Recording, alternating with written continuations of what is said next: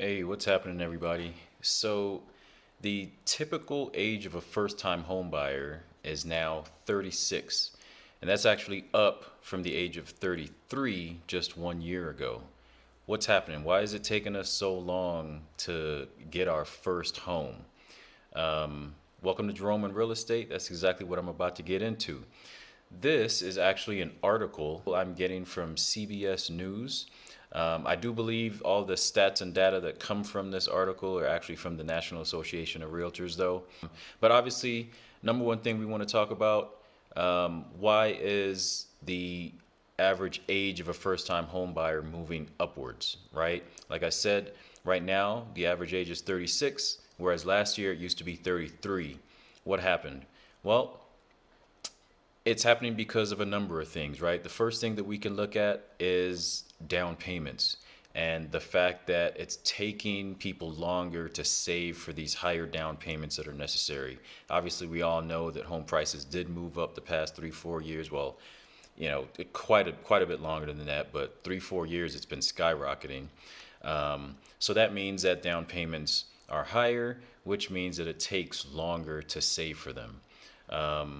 What else? They were waiting for this transfer of generational wealth, right? That just basically means that, it could be grandma or dad is going to pass on some money or pass on something that the new first time home buyers could then translate into their down payment or, a little bit of wealth that they could use to shore up funds to go get that first house that they have. If you consider this, right?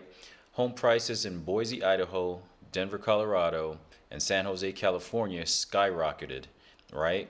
But now, since the market is changing due to the high interest rates, things are finally starting to turn around. The higher prices aren't coming down because the inventory is still stubbornly low, right? We're not seeing an explosion in inventory. We're seeing inventory go up, but it's not what it would take to actually bring prices down. So that's still a little bit of a struggle. The article is also stating that first-time home buyers are also traveling longer distances to score their new property. Used to be they would travel about 15 miles away, right, to get that first property. From 2008 to 2021, that was about the average. It was about 15 miles.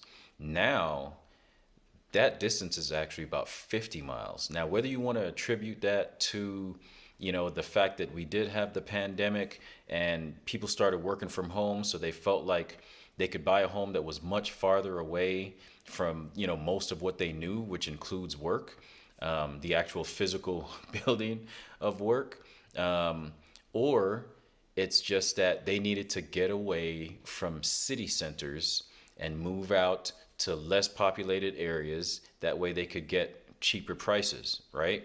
That's something that I've actually also talked about. And you can take a look at that video.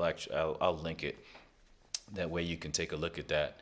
The NAR also reports that white Americans represent the vast majority of the first time home buyers, right? They're at 88% of people who bought homes thus far in 22. That's actually an increase, which is a little bit odd. It is a little bit odd. It went up from 82% to 88%. Even though, you would sort of expect that to sort of drift down, but I guess because we're dealing in proportionality, we're dealing in ratios. Maybe I shouldn't have expected that. Hispanic Americans make up about 8% of those first-time home buyers, and Asian and Black Americans have actually seen their percentages fall. So, this year they're at 2% and 3% of the overall total. So, that's a little bit surprising to me. You can clearly see by those percentages, those ratios, who's getting hit the hardest with the changing dynamics in this real estate market, right? Somebody's getting hit pretty hard. I think the statistics kind of speak for themselves, right? So there's still stiff competition. There still is stiff competition.